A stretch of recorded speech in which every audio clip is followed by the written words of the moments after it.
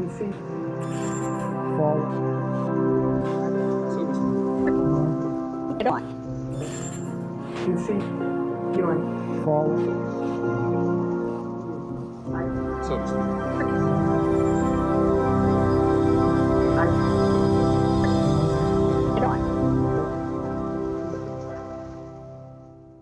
1992 was a year of kings.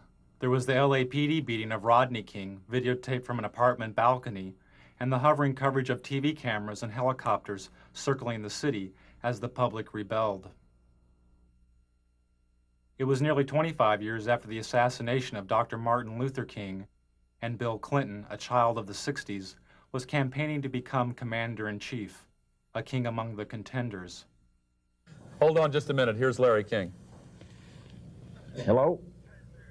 Then there was Larry King, who was anointed as the father of talk show democracy because TV viewers could phone his program and ask the candidates questions on the air. The viewer calls to King's show was seen as a seed of a future TV democracy in which citizens could vote for a candidate or pending legislation by picking up a special remote control and voting yes or no. Taking viewer calls on Larry King's show is TV evangelist Pat Robertson, whose organization, the Christian Coalition, seeks working control of the Republican Party by 1996. I'd like to ask Mr. Robertson two quick questions. One, what he thought about the Bush quail commercials. Were they effective? Should they have had more family values on them? Also, how can you say you want a party of inclusion when you're so blatantly anti-gay? Behind the scenes and off the air, Robertson's media advisor tells Robertson how to turn around or spin the caller's question. You take the one sentence, turn it around, go into another issue. Remember, you're answering the questions. Okay. You can talk about anything you want to. Well, I am moved. I want a kinder and gentler nation. This Bush campaign phrase was written by spin doctor and speechwriter Peggy Noonan. Because America is so infused by media that we are all spinning in a way. We're embellishing our story. Embellishment is okay. There's... What's not okay? Where does spin begin? The disingenuous part, the calculating, this isn't the whole truth part. If he tries to corner you on Buchanan, do the same thing. Slide off it. Go back to the inclusion. You gotta expand the party, and you gotta bring everybody together. You can't worry about the problems of 1992. You gotta look ahead to 96. Focus on the future. So to speak. Concede. Forward.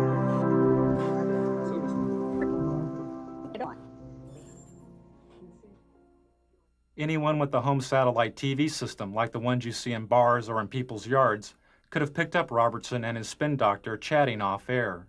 Dish owners are able to receive two types of TV. One is the regular TV programming you normally see on cable or the broadcast networks.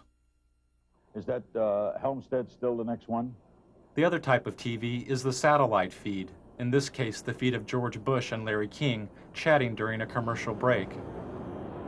Kind of weird being seen around the world. Technology. It's amazing. I think Saddam Hussein is watching this very much.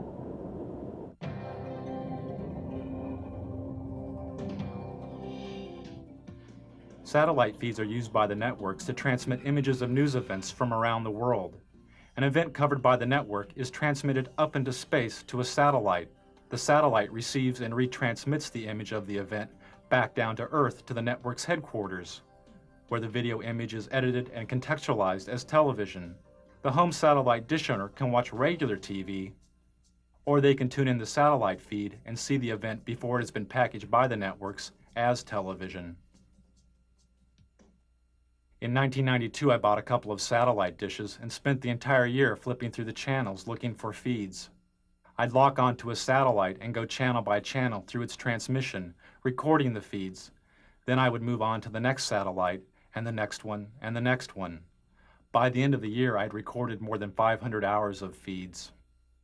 Don't put a lot of that garbage on. What is this? Are we on the national Can we turn that on? I don't want to be on national television being discriminated on. We're just turning the camera away from him, so he can be made up. Some of the feed guests knew, and some didn't know, their images were being broadcast, unscrambled and visible, to over 3.5 million dish owners across North America. Those who knew they were being watched attempted to stay out of satellite TV's wide frame. But after spending hours a day inside of a television studio, television had become their home.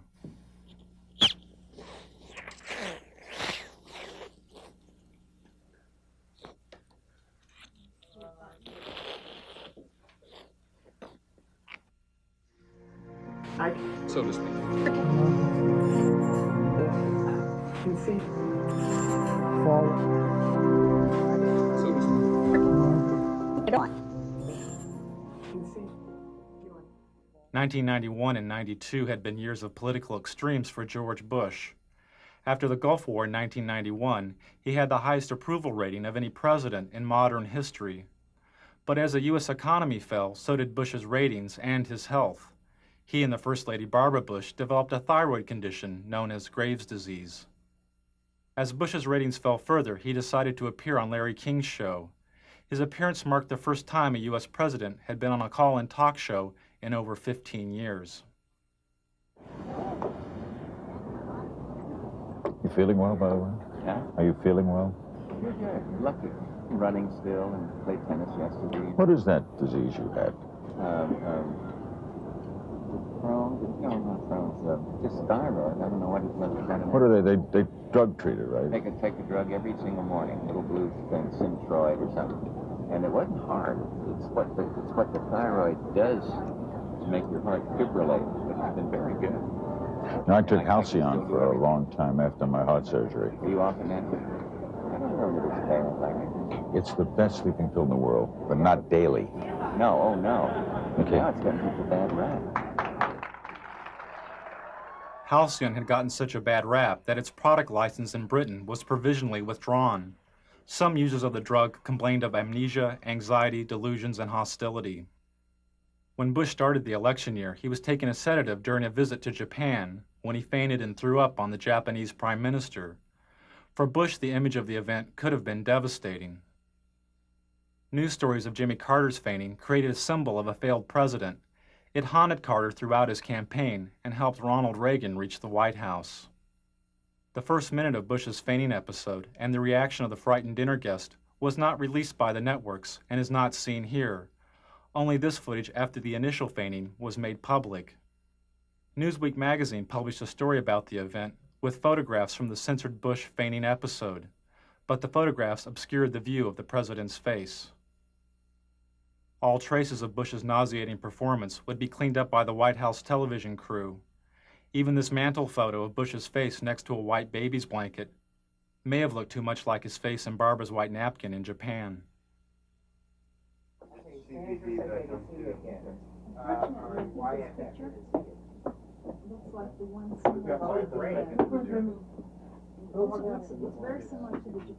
You want to take one of Anna? You got it. Do whatever you need to do. So to speak. Few feet. Forward. So to speak. Few feet. Forward. This is the White House television studio, the satellite TV hub, which the president used to make news. From the White House studio, Bush would go up on a satellite, give a 5-minute interview with a local news anchor, disconnect, hook up with another local news anchor, give an interview, disconnect, hook up with another one, and do this again and again and again. This type of satellite whistle-stop campaigning is called the satellite tour. This is a technician at the White House hooking up with TV stations in South Carolina and Florida for a satellite tour by Barbara Bush. Channel 4, do you read us in Washington? WYFF. Come in, come in. Remember that every single man, woman, and child in the state of South Carolina awakens to a freer, safer world because of George Bush. WIS, do you hear us in Washington?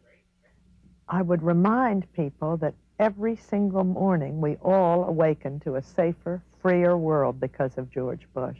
WCBD, do you hear us in Washington? And Nicole, I would remind you and the people of Florence that all of us awaken every single day to a freer, safer world because of George Bush. WCSC, do you read us in Washington? They themselves awaken every single day to a freer, safer world because of George Bush. Campaigning via the satellite tour allowed the candidates to cover long distances. But there was another major benefit. They could bypass the national TV networks.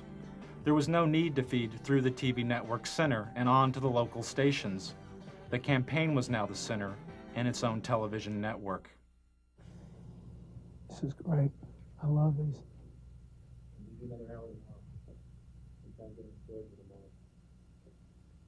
Can we do any more? We do some Maryland. We do those two Maryland. I'm gonna do some more in Florida and Texas. Have we done all of Colorado today? Yeah, we got one more Today.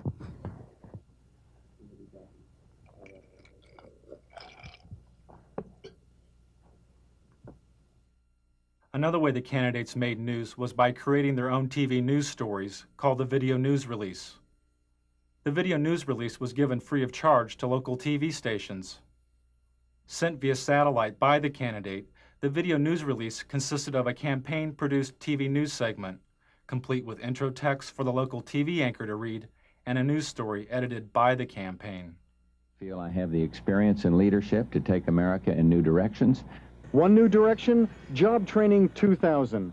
Mr. Bush's plan to retrain blue-collar workers and the unemployed for new job opportunities. The country's 11 largest business organizations endorsed. Nearly all the major candidates placed a video news release on local television, and nearly half the local TV stations which aired the releases didn't report that they had been produced by the candidate. For instance, this story's reporter, Michael Caputo, wouldn't be identified as working for the Bush campaign. Primaries March 17th. In Washington, this is Michael Caputo reporting. The campaigns had to pay out of their own pockets to produce the satellite media tours and video news releases. But their best and cheapest way of making news was through the TV talk shows. And the candidate's talk show of choice was CNN's Larry King Live, which made the front page of the New York Times 57 times during the election year. Before Al Gore was famous, Tammy, on his book tour, he drove over to Mutual Network all by himself, came up in that great Crystal City elevator. I still remember the day I became famous. Yeah. When your column in USA Today came out. On that thing, that book. I always remember the card you sent me. For the networks, making news meant making profits, as the candidates made nearly 100 talk show appearances. Tell Bill if he'd do that thing in New York, it'd be terrific. He's so good at this. Clinton. Yeah. One of the problems with staying on a bus too long is the two of you guys are so good on media. Towards the end of the election, candidate appearances increased TV talk show ratings an average of 40%. You know what you ought to do? You ought to come out on the bus trip with us one day. We could do a joint interview from the bus. Larry King said the campaign ratings bonanza turned the election into a TV miniseries like Roots or The Thornbirds. We're out of time. You can invite us on the bus. Okay. We have plumb run out of time. Thanks for coming, Al. I'd like to invite you to come on the bus with us. 1992 was probably an historic first, as a major network's advertising revenues from its political coverage made more money than it cost to report the campaign. For CNN, the election was a watershed, as the network received its highest ratings since the Gulf War. But I want him to finish the thought here, because that's the one break we have to hit live. It's an around-the-world break. Hard to believe we're being watched in 151 countries. It's scary. I'm in Israel. I'm at the Wailing Wall. True story. Israel. Never been there before. There with my brother. I'm Jewish. It's my culture. I'm standing there as an old rabbi, davening. He's praying. Old, a religious Jewish man. He looks up at me and he says, "What's with Perot?" Swear to God, what's with Perot? In Israel. I love it. It's crazy. Ted Turner changed the world. I'm a big fan of yours. Is it? He would serve you against it. You know what I mean? I'm surprised. He's ready. What's he got left in life to gain? After you're elected, think about it. No dope. That's for sure. Great guy to work for, too.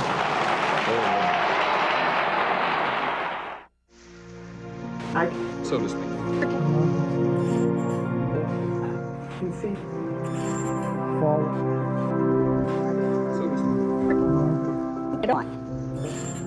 Few feet You're forward. So to speak.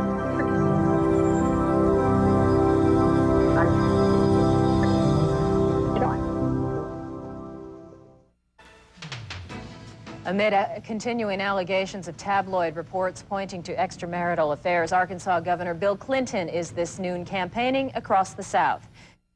Hello, Mike. Everybody in America who's had problems in their marriage, who either wound up divorced or who got back together, votes for me. I'm a shoo-in. Can you hear me? I figure if everybody in Maryland who's ever had trouble in their marriage and they're still together, or who's ever been divorced votes for me, I'm a shoo-in. Hello? And you know, if every American couple who's either been divorced or had problems and stayed married votes for me, I'm a shoo-in for re-election. I think the American people are smarter than the pundits. Before Clinton was shooed into office, he had to compete against a host of other Democratic candidates. The media focused on 4 of these candidates, but Larry Agron was a 5th candidate the press did not report on. There's no makeup here? During the 1992 U.S. Conference of Mayors, the New York Times reported that, quote, dozens of mayors seem to agree on one thing: the single candidate who truly understands urban needs is Larry Agron, unquote. They promised to bring this stuff over. None of the networks mentioned Agron's presence at the convention. How about if I run over that Super Saver? One of Agron's staff had to run over to the Super Saver and buy some makeup because the network had broken its promise to provide it. This was typical of the media's treatment of Agron. When he appeared at this Democratic Candidates Forum, this Associated Press photo simply cropped Agron out of the frame. During the New Hampshire primary, the TV news reported the polling numbers of the top 5 Democratic candidates: Brown, Clinton, Harkin, Kerry, and Tsongas. When Agron moved into a 3-way tie with Harkin and Brown with 2% of the vote, most of the TV news didn't mention Agron. The day Bill Clinton captured what may have been the most valuable airtime of the entire election, as he spoke to 50 million viewers about his alleged affair, was the same day that a poll showed Agron's support at 4%. He had passed Brown and was the 5th leading candidate. When ABC's Sunday Evening News reported this poll, they simply deleted Agron entirely by not reporting his candidacy. During the New Hampshire primary, Agron's only live commercial TV appearance was through this satellite feed to ABC's Nightline. But the Nightline program wasn't directly about the election. When Agron complained to news executives about his lack of coverage, he was told he had not earned the right to media exposure because he had not received enough media exposure. And on stage, the 5 major contenders for the Democratic presidential nomination. Although Agron was on the ballot in nearly half the country, he was barred from most televised debates, including this one sponsored by the League of Women Voters.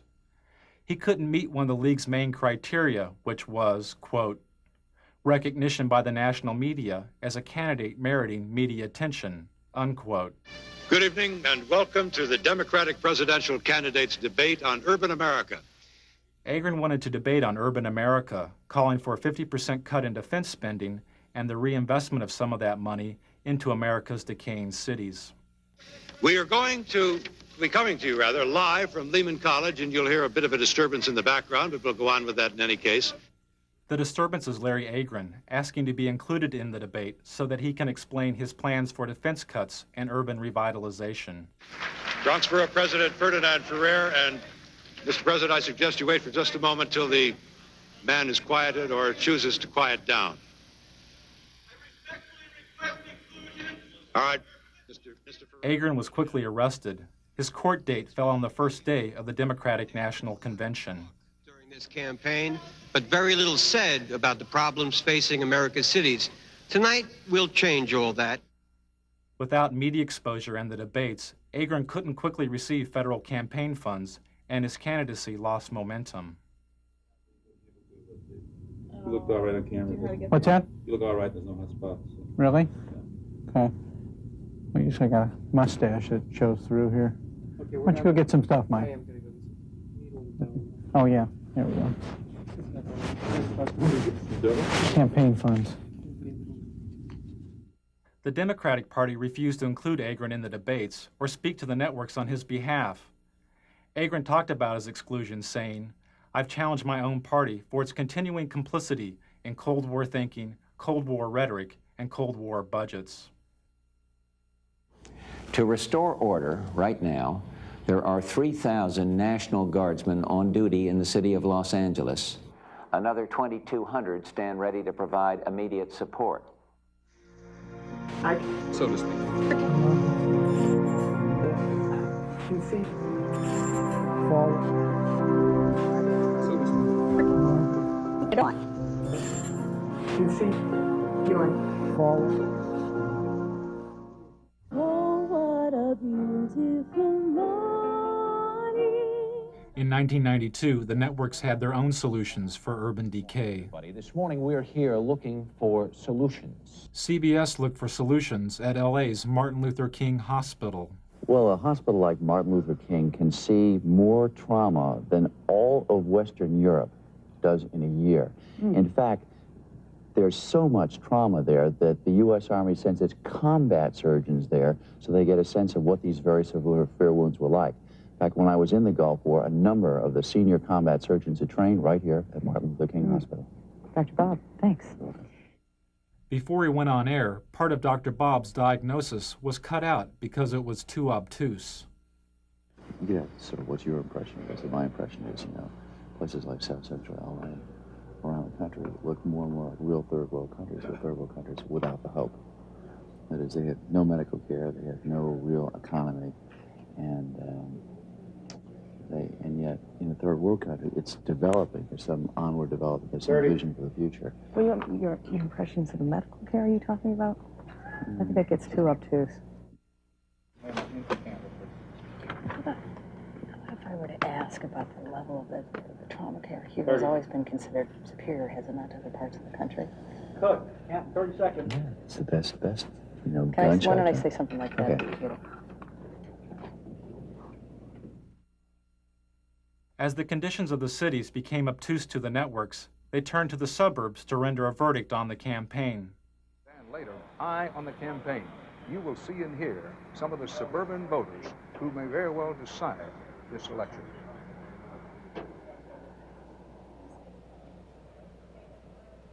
Back now live from St. Louis. There is news far beyond this city tonight. In, what is this, in Hawaii, in Haiti. Oh, well, they all look alike.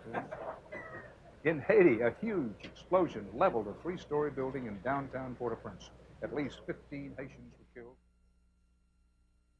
Take a look at the roads leading into and out of Los Angeles. Lately, you see more taillights than headlights. A lot of people leaving this town for good. Where are they going? Anywhere else. Why? While the ethnically diverse cities were abandoned for the homogeneous suburbs, the networks created their own recipes for the melting pot. Make a note. Give it to Kathy, who may be the best at this. Since we're going to wish people a happy Rosh Hashanah, which is my idea and a good idea, just don't forget to check when Ramadan is. We have to wish all of our Muslim friends happy Ramadan. And then behind that, when you get to the Buddhist New Year, the year of the rat or the year of the monkey, whatever it is, we have to...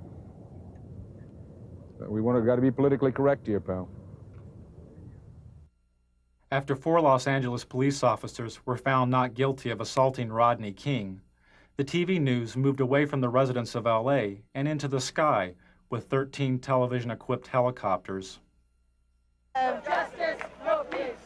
No justice, no peace. I'm sorry, we're still hung up in our court here.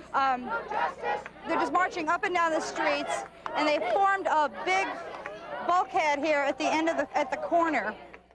The distant coverage in the sky was emulated on the ground by the scarce street reporters who tried to glide by without speaking to the protesters of the verdict. With the chants, no justice, no peace is what they're chanting. You can hear them now. We can keep going here. Well, let's go. No justice, no peace. No justice, no peace. No justice, no peace. We ain't got nothing to say. Change, people. There should never have been a change of venue. There should never have been a change of venue. And as a result, this is what you have. This is what you have. There's not Crips down here. There's no Bloods down here. There's just concerned citizens down here that don't like the way the system is done. This is what we're talking about. Could you tell me, sir, could you tell me? Could you tell me? The police are closing in. They're trying to surround us. Okay, they're off. No justice, You no did that, they cut us. Huh? They cut us when you did that. No justice, no peace. The voiceless scenes from South Central LA, where nearly 50% of the children live in poverty, was contextualized by the $600,000 a year TV news anchors. As the looting goes on in a senseless fashion, people arguing for sanity on the one hand, simultaneous looting in a random fashion for things that people can't even use. 25 years ago, the media's coverage of the riots in the Watts area of Los Angeles was called racially divisive by the federally empowered Kerner Commission. The commission was formed in order to find the root causes of the urban violence of the late 1960s. It found that one cause was the massive economic collapse and poverty of the cities. The other was the media. The Kerner Commission found the media guilty of failing to communicate to all ethnic groups the complex and fundamental problems of race relations. This LA news anchor made these comments moments before reporting the verdict in the second LAPD beating trial of Rodney King. Okay, I'm standing by, ladies and gentlemen. We don't have shit to say. We don't have anything to do. But by God, the management of this company deems it necessary that I come on the air in the morning and shock the shit out of all of you. In just half an hour from now, the jury in the federal Rodney King beating trial will be back in session. The Kerner Commission said media's failure to communicate was caused in part by the media's shockingly backward hiring practices. Hardly any people of color worked as TV news directors, the people who set policy and make decisions. Television responded to the criticism by hiring cameramen, clerks, and makeup artists that were African American, Latino, and Asian American. For each of these ethnic groups, the number of TV news directors is a few percentage points above zero since the Kerner Commission's verdict 25 years ago. You announced that they get rid of their gates tomorrow and they'll stop tomorrow. You announced that. As the networks covered over the voices from LA, the candidates told the story of their own. I felt anger. I felt pain. And I thought, how can I explain this to my grandchildren? This was very effective. Yeah. What? First story was great. No, and also when you talked about talking to Barbara and your kids about How to explain this to my grandchildren was great. And given the fact that this is a presidential election year, it's also a challenge to the man who would challenge the president for the country's leadership. But if you can really tell one good story about you.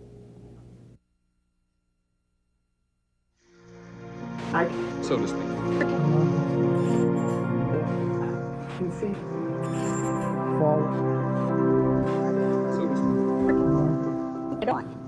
Of course, everyone knows the old rhyme. In 1492, Columbus sailed the ocean blue. We know his voyage took him to the New World, and his arrival changed the world forever. But beyond that, much about Columbus remains the subject of some dispute.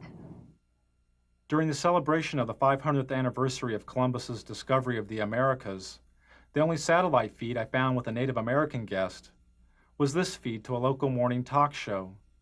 The guest is a historian and a member of the Cherokee Nation.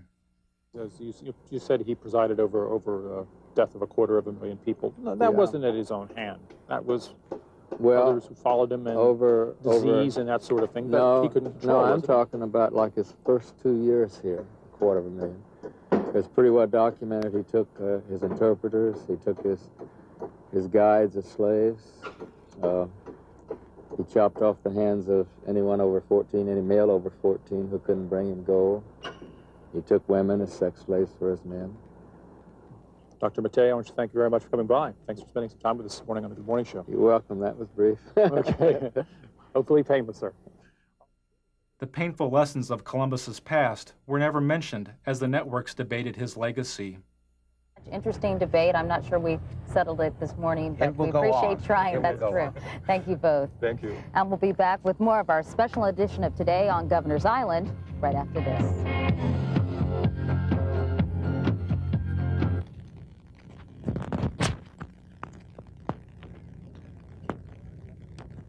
What did he say that made any sense? Anything?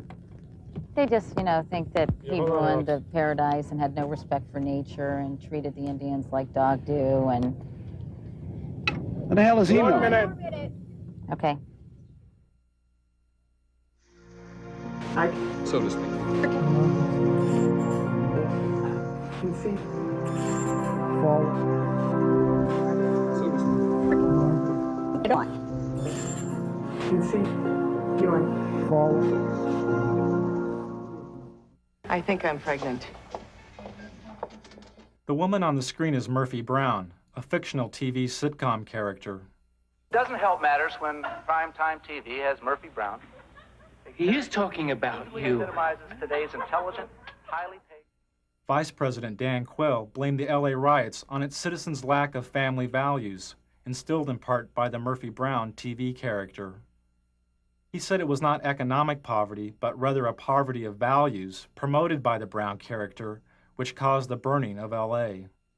Highly paid professional woman, mocking the importance of fathers by bearing a child alone and calling it just another lifestyle choice.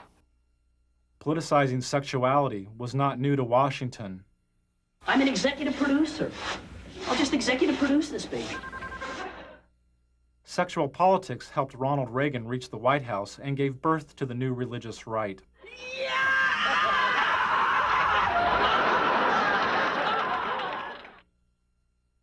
After the Republicans lost the presidency to Jimmy Carter, some conservatives theorized if the Republican Party would oppose abortion, they could split the strong Catholic voting bloc of the Democrats and elect a Reagan and Bush ticket to the White House.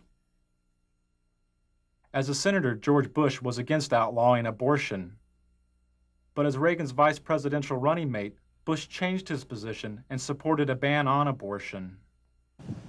Well, you haven't given us any specificity about where you stand on it, Senator. In the past, particularly in the House of Representatives, you voted against federal funding for abortions, and that meant for poor women. In some circumstances. Well, tell us the circumstances, please. All right. The circumstances debated have involved rape and incest and life, where the life of the mother is in jeopardy. As a congressman, Al Gore voted against using federal funds for abortion. But as a vice presidential candidate, he changed his position and supported using federal funds for abortion as part of the Clinton health care plan.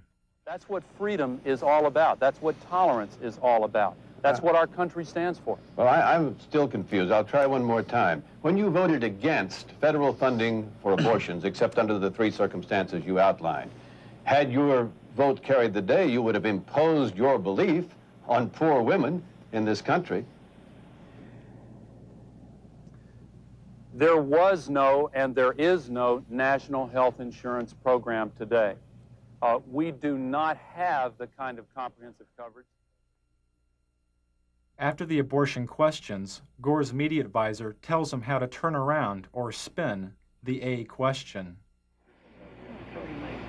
But don't want to be afraid to turn your question. If they ask about A, just say, listen, Sam, I want to talk about, you want to buy it now. I want to talk today about, and then direction.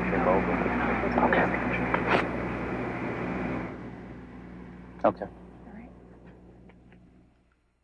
And the president of the Christian Broadcasting Network, Mr. Pat Robertson.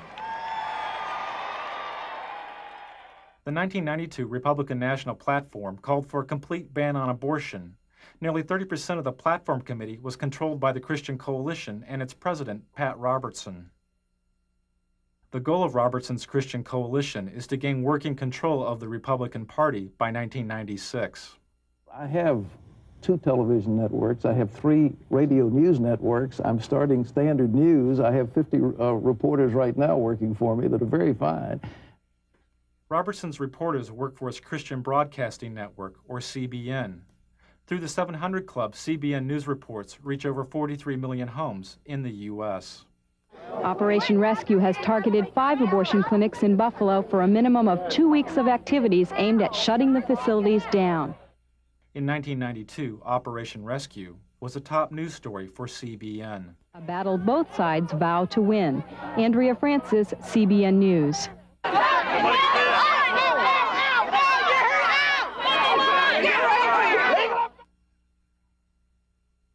On the first day of the Republican National Convention, Operation Rescue broke through this line of clinic defenders and blockaded an abortion clinic near the convention site.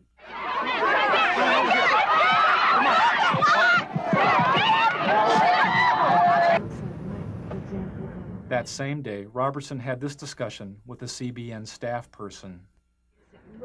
I have sent word to keep that Operation Rescue. I don't want one word on this program this week about Operation Rescue. Well, we're not. We're not. I don't want to cover it. I don't want to talk about it. And I want you to work. That same morning, Republicans who supported women's right to choose an abortion held a rally in Houston led by Ann Stone. Ann Stone, that much rather. I mean, we felt like we should cover it as in. Don't cover anything about the abortion debate any longer. It doesn't matter. They passed the platform. You need to get cameras covering our rally, our doctor. Oh, we're there. We're going to be there. And no, does it start? And then you need cameras shooting or me sitting in the vice president's spot. Various things. You give me the president's spot? Both. Both. 5 minutes before. But I believe in objective news. I believe in balanced news. I don't want to slant the news. I just want to tell it like it is. How many camera crews do we have? We have 2 here. You get 2 reporters, and you stick those cameras in face anybody you want to, and start asking questions. Hey, you Luke, want to ask a tough question, ask I let them know right now we haven't seen you. I mean, get out there. Don't even say who you're from. He doesn't show that we'll just go from the. What do you think is the president of Texas? You think this thing like Persian Gulf, there might be a military gimmick? You think that's an election? I mean, you know what I'm saying? I mean, and cameras right in their face. Go up and ask you a question. Boom. We'll do it. We'll do it. If they want to play hardball, we play hardball. I'm not sure at that point it's going to make a whole lot. Televangelists play some of their hardest ball at the expense of the gay community by using the AIDS crisis. 52-796. It was a squeaker, but we made it. And the totals are going. By 1985, viewers were giving an estimated $100 million a year to Robertson's TV program. When televangelist Jim Bakker was sent to prison for mail fraud, and Jimmy Swaggart was caught with a prostitute, viewer donations to televangelism plummeted. A lot of broadcasters are gone. Some needed to, some it was financial pressure. Televangelist Jerry Falwell's ministry was nearly bankrupt. Then he sent out a fundraising letter which claimed AIDS-infected homosexuals were purposefully infecting citizens by knowingly giving their AIDS-infected blood to blood banks. In the fundraising letter, Falwell said, quote, "They know they are going to die, and they are going to take as many people with them as they can," unquote. His ministry was revived.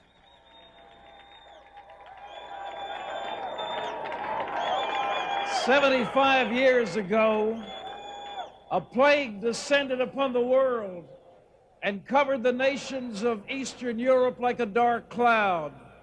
But ladies and gentlemen, a more benign but equally insidious plague has fastened itself upon the families of America." At the Republican National Convention, Robertson characterized communism and government bureaucracies as plagues, a thinly veiled reference to the AIDS crisis. Robertson supports the theory that gays have conspired with other supposedly subversive agents in order to undermine the nation. Ladies and gentlemen, the carrier of this plague is the Democrat Party. That Republican convention was one of the most hateful things. I'm a Republican, but I'll tell you what, Pat Robertson personally was one of the reasons why I voted against George Bush. Okay, now, Pat, he's saying you would not let a pro-choice person chair your party, or you would try to stop it. He just contradicted what I just said. I'm sitting here in this chair telling you something different, and he said I won't do. How does he know what I'll do? I think if he obviously didn't hear my speech at the convention, because it closed with a beautiful story of a lovely lady holding a little starving child in her arm, and it was a call for a better world and one nation under God. I can't see how anybody said that was hateful. I don't know where he's coming from, but there's something there that is not just on the surface, I think, because I didn't say the things he said I did. We'll be right back with Pat Robertson and Lynn Martin and more of your phone calls on Larry King Live, then Tina Sinatra. Don't go away.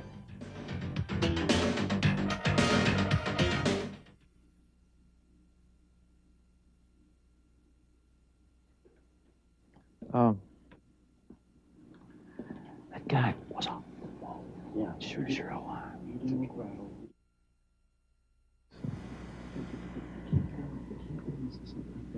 take the one sentence, turn it around, go into that issue. Remember, you're answering the questions. Okay. You can talk about anything you want to. Yeah. What's that? Did you get a good question? No. This last one is. The last one, I didn't get I it. said, who in the heck is screening these calls? I've had one person call him a bigot. I've had another person call him a zealot. Let's get some balance out there. Well, the last one. It's too late. The last one's okay, but the first three were all homosexual. I know. I've had this before. You can answer the question any way you choose to. I hear you. All right? Remember, so take it where you want it to go. Take it where you want it to go. I don't like the producer of this segment. Well, they were trying to set me up. That's what they told me, and that's what the Harris people told me. Did they accomplish it, or have I come back around? No, I think you're fine. I think that I'm just very upset. Yeah, well. You have something to press on your face as we're angry. Oh, no, I'm not angry. Who's angry? You look good. No, it's angry. I think they'll be out of here in about another. I hear you. You're right. So to speak. You see? So to speak. Get on. You see? According to research and polls on the 1992 election, the information source which Americans valued more than TV news and TV talk shows was the presidential debates. And this would mean that there would be 4 televised presidential debates, more than ever held in any presidential election. And if Governor Clinton is serious about debating, he will accept this challenge, and he will instruct his campaign officials to meet promptly with my campaign officials to work out the details directly between the parties. Let's get it on. Bill, baby, let's do it. Get it on, as we say.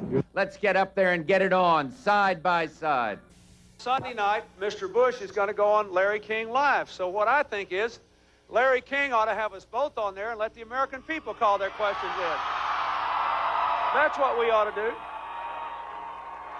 Then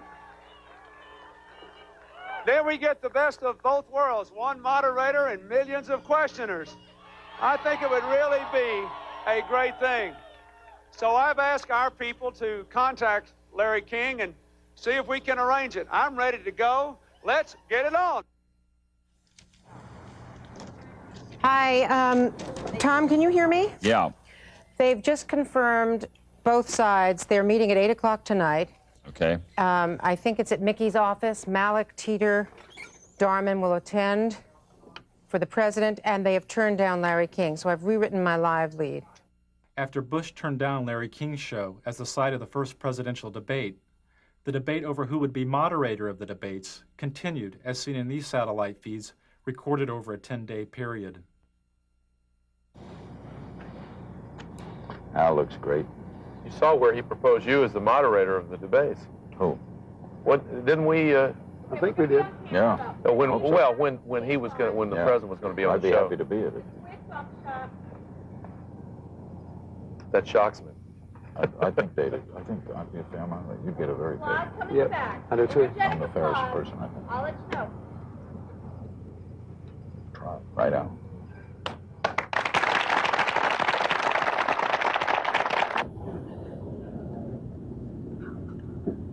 You're doing great.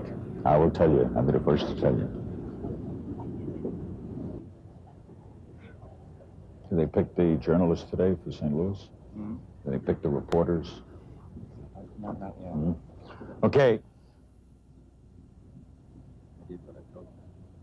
Thanks. And I still think, you know, there's a lot of merit to that. Who's on Sunday night? Do we know yet? No, the moderator. I don't think so. We know yet. No, it hadn't been chosen.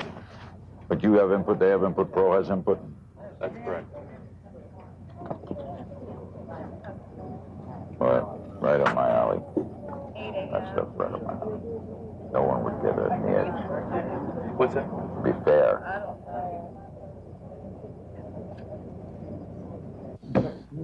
You'll sit best in the debates because you don't come with any baggage. You could elevate it. Every time we talk about something silly, you say, come on. What are we wasting time? To me, you sit very effective. You could have a great effect on yourself. Just let's go get it on. Get it on, so to speak.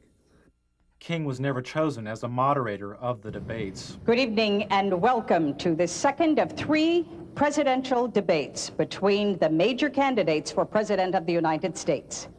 So, President Bush, I think you said it earlier, let's get it on.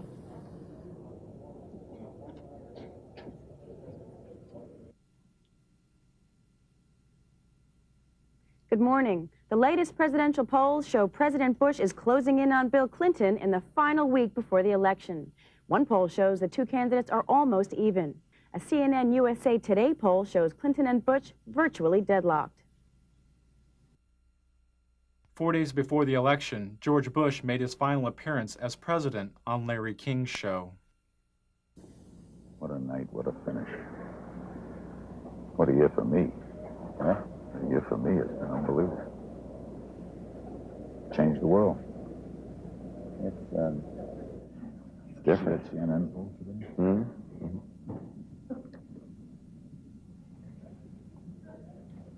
Unbelievable. Strangest year in the history of man. I hear you, Tom. Tell me about it. What? Tell me about it. Hold on. God, I got a darn cold. Got a cold? Fever. Some of my brothers in the drug dealer. Hold on one second. Slight cold.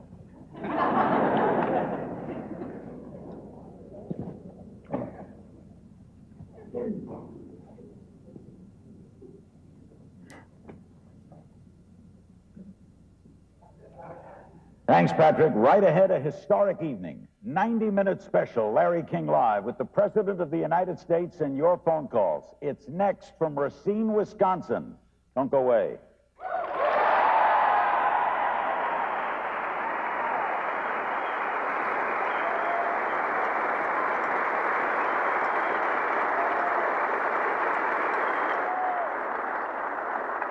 My brother's in the pharmaceutical business.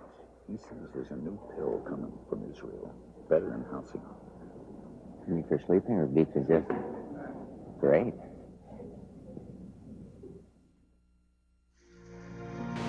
So to speak. Few feet forward. So to speak. Get on. Few feet forward.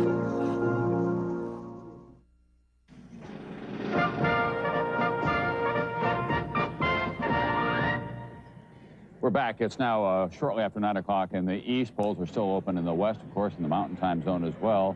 There's a winner in the Rocky Mountain states. Colorado, 8 electoral votes. Perot was a big factor, taking away. 3 years after Bush's defeat, the Christian Coalition tripled its active membership to 1.5 million members. Clinton's taken New Mexico, according to them. Its annual budget has more than doubled, and the coalition holds virtual veto power over the Republican nominee for president in 1996. Rhode Island. Delaware. Mr. Roberts, would you like to reorganize the Republican Party around the Christian tenets that you hold so dear? I would like to see a winning coalition like Ronald Reagan had. I think we've got to get economic conservatives together with social conservatives and some who are foreign policy advocates of the foreign policy initiatives that we've seen very successfully over the last 10 or 12 years, and to put together that coalition. And I think that the last thing we need is recrimination and finger pointing and that sort of thing. It's good. The Republican Party will probably have a splendid opportunity if we have some economic collapse in the next 2 or 3 years to come back strong in '96. Pat Robertson, thank you very much.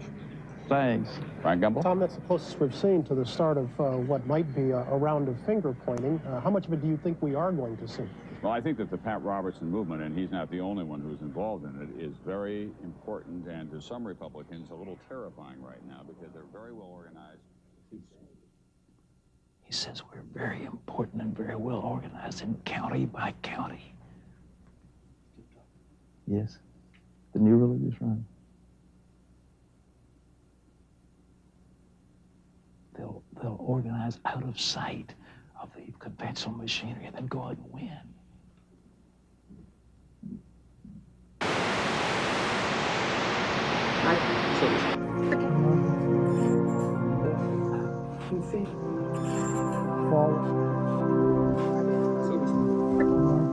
Get on. You see, you're forward.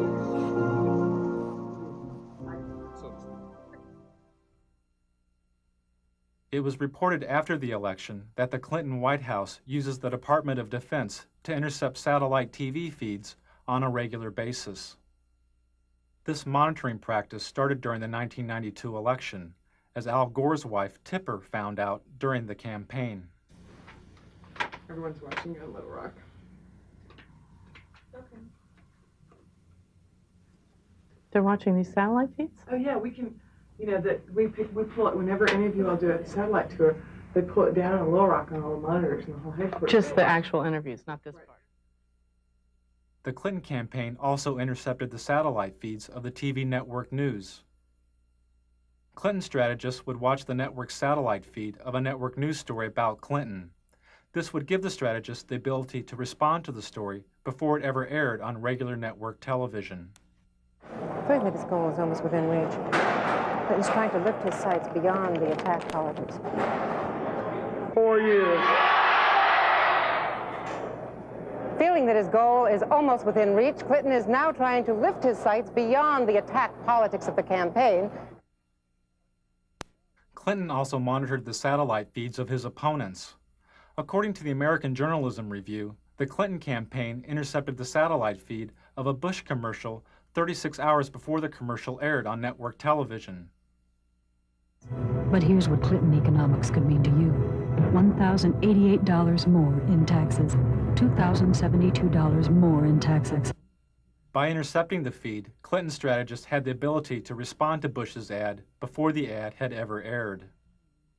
4 years ago, he asked you to believe him. Read my lips. Now he's asking you to believe his attacks against Bill Clinton. I need to get the big banner on the PVC. I need to use it as a tool to flush out these bush quail signs that say abortion right in the corner there. Do you copy it? This is a satellite feed of a Clinton rally. The person you just heard speaking was probably one of Clinton's security team standing near an open microphone on the stage. The instructions he was giving may have come from Clinton's staff in Little Rock, which regularly monitored the feeds of Clinton's rallies. Don't point. I know. And if somebody can rip that Dodger sign in half, it's a sign. Somebody going to go barter there, they copy. They're going to get a misplaced too. That abortion thing's going to kill us too. We can't block everything. Little Rock would watch the satellite feed of the Clinton camera slowly panning the audience like a surveillance camera. If they saw a protester at the public event, Little Rock could call the rally site to alert security. But whenever we do a live satellite feed of like a big rally or something, there was a really very interesting instance. The Buffalo rally, there were some protesters. And Little Rock saw it where the advance people couldn't because they were backstage. So the desk, Dwight and those guys called the advance people on the cell and said, no, walk 10 feet to the left. There's a sign in the camera shot there. Edge that guy over. I mean, so it's like Little Rock directed Buffalo and watched it dismantle on television. They watched the dismantling of a problem. Right. And they, you know, where the advanced person is in a sea of 2,000 people, Little Rock was able to say, move to, I can see you on TV. Now go 2 people over to your left. It was really very fascinating. High tech. Yeah, that's good. So that's why when they said there are shadows on your face, that was Little Rock calling, saying shadows on your face. Oh. Yeah. See, everybody watches.